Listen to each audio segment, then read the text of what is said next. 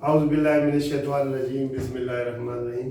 قانونی ٹی وی چینل کی طرف سے منصف امان ایڈوکیٹ کا سلام، اور ہمارے آج کے مہمان خصوصی اور آپ کی جانی پہچانی شخصیت سید منظور علی گیلانی، چیئرمین استقلال پارٹی، اور میں چیئرمین مسلم جسٹس پارٹی کا، دونوں چیئرمین اکٹھے ہو گئے۔ مہربانی۔ تو آج ہم ذرا لائٹ موڈ پہ باتیں شاتیں کریں گے۔ سر کیا حال ہے آپ کا؟ ٹھیک ہے؟ اللہ کا شکر ہے۔ ایک تو موسم بڑا بدل رہا ہے، آپ کو کوئی زکام کھانسی یہ وہ کرونا شرونا ایسی کوئی بات؟ اللہ کا شکر ہے، ابھی تک تو بچے ہوئے ہیں۔ اچھا، تو یہ لوگ ہمارے بڑے کرونا وائرس سے بڑے پریشان ہیں، لیکن ہماری تو سیاست میں کرونا وائرس آیا ہوا ہے۔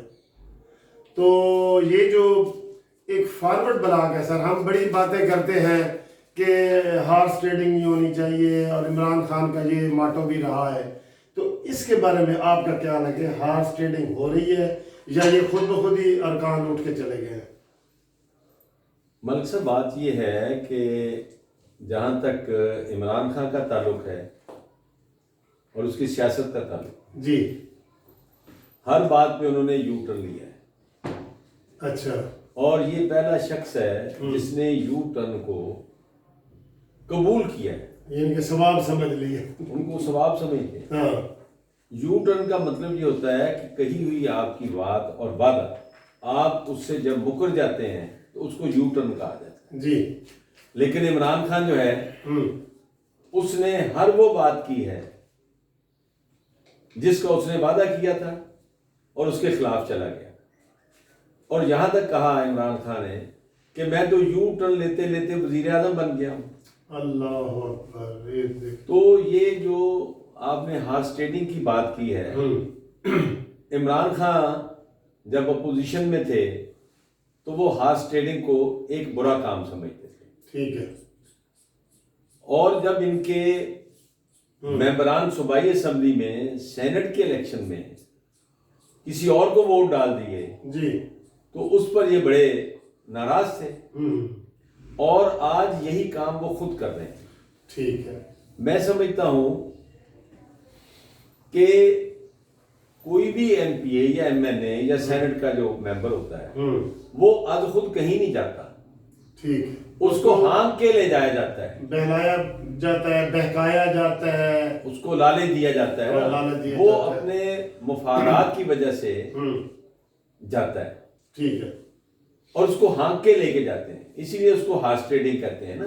ٹھیک ہے، تو یہ بری بات ہے، لیکن میرا ایک کہنا اور ہے کہ جب تک ہم پاکستان کے آئین کے اندر بنیادی تبدیلی ایک نہیں کریں گے، یہ ہارس ٹریڈنگ ہوتی رہے گی۔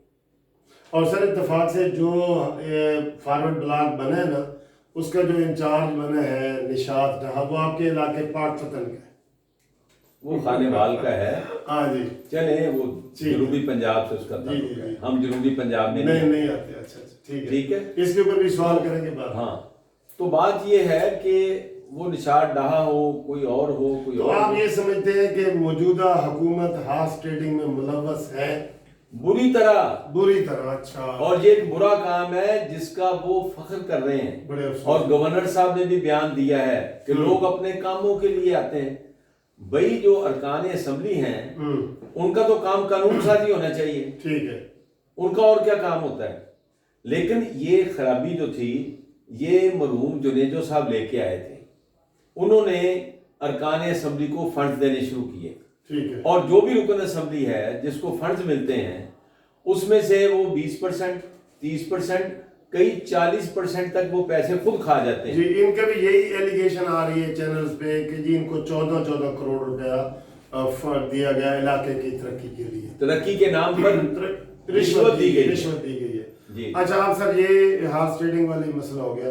ابھی جو ریسنٹلی کل شاہ محمود قریشی صاحب نے ایک صوبہ جو جنوبی پنجاب کا اعلان کیا ہے، کیا یہ بتائیں کہ وزیر خارجہ کا یہ کام ہے، اور متعلقہ بندے نے یہ کیوں نہیں کیا، اور اس کے پیچھے کیا موٹیو ہے؟ کیا یہ سنجیدہ ہے نہیں ہے؟ بات یہ ہے کہ جنوبی پنجاب صوبہ بنانا جو ہے وہ بہت سی پولیٹیکل پارٹیز یہ بات کر رہی ہیں۔ ٹھیک ہے، پی ٹی آئی کے اندر 2 گروپ ہیں، ایک جہانگیر ترین صاحب کا ہے جو عملاً اس ملک کے ڈپٹی پرائم منسٹر ہیں، وہ بہاولپور کو صوبہ کا دارالخلافہ بنانا چاہ رہے ہیں اور شاہ محمود قریشی ملتان کو بنانا چاہ رہے ہیں۔ اچھا، مجھے یہ لگتا ہے کہ بہاولپور جو ہے اس کو چونکہ اہمیت دینی ہے، فوقیت دینی ہے، تو اس لیے یہ شاہ محمود قریشی سے اعلان کروایا گیا ہے۔ جی، یہ پرانا طریقہ ہے، اس کی بہت سی مثالیں ہیں۔ اس لیے یہاں شاہ ہمارے پاس محمود قریشی کو اسپیشل اناؤنسمنٹ کے لیے بلایا گیا کہ آپ اناؤنس کریں، آپ اناؤنس کریں۔ اچھا، کیونکہ الٹیمیٹلی جو فیصلہ ہونا ہے وہ شاہ محمود قریشی کی خواہشات کے خلاف ہونا ہے۔ اچھا، پارٹی کے اندر جو کنٹرول ہے، یعنی یہ سیاست ہے۔ یہ سیاست تو ہے۔ لوگ یہ کہہ رہے ہیں کہ ملتان کے لوگوں کی آواز بند کرنے کے لیے انہوں نے شاہ محمود قریشی کو فرنٹ پہ لایا۔ اس کو لے آئے۔ اچھا، جی، ٹھیک ہے سر، یہ تو بڑی اچھی باتیں آپ نے بتائی ہیں سر۔ اب یہ بتائیں کہ سر جو یہ موجودہ مہنگائی کی حالت ہے جس کی وجہ سے لوگ خودکشیاں کر رہے ہیں اور یہ مہنگائی کنٹرول نہیں ہو رہی، پیٹرول بھی پہلے اتنا زیادہ سستا ہوا 10%، تو عمران نے صرف 5 روپے سستا کیا۔ مہنگائی کے حوالے سے بھی تھوڑا سا بتائیں کہ حکومت، بات یہ ہے کہ یہ جو حکومت ہے یہ نااہل حکومت ہے، نااہل ہے۔ نااہل، ٹھیک ہے، نا تجربہ کار بھی ہیں، نا تجربہ کار بھی، دو ہو گئے۔ ٹھیک ہے جی۔ ٹھیک ہے، اور سب سے اہم بات یہ ہے کہ ان کو صرف اور صرف اپنے مفادات سے غرض ہے۔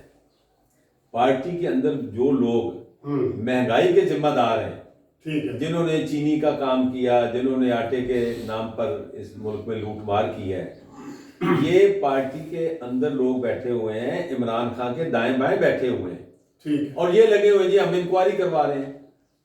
اب 3 مہینے سے انکوائری ہو رہی ہے۔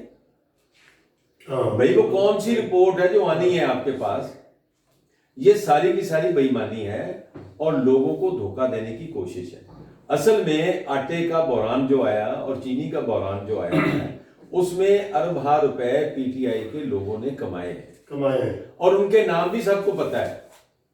اور اب جو چینی کا آپ کو جو پتا ہے سر وہ آپ یوٹیلیٹی سٹور جو ہے، اب اس کے ایم ڈی نے کہا ہے کہ ہم بغیر کسی ٹینڈر کے ہم چینی خریدیں گے، اور چینی کس سے خریدنی ہے؟ جہانگیر ترین سے۔ چینی کس سے خریدیں گے؟ خسرو بختیار سے۔ اور یہی 2 نام ہیں جو مافیا والے ہیں۔ بابا بات یہ ہے کہ یہ سارے کا سارا فراڈ ہے جو لوگوں کے ساتھ کیا جا رہا ہے۔ اچھا سر، یہ تو صورتحال ہو گئی، کوئی تسلی بخش نہیں ہے۔ آپ یہ بتائیں کہ موجودہ حکومت آپ کو 5 سال پورے کرتے ہوئے نظر آتی ہے؟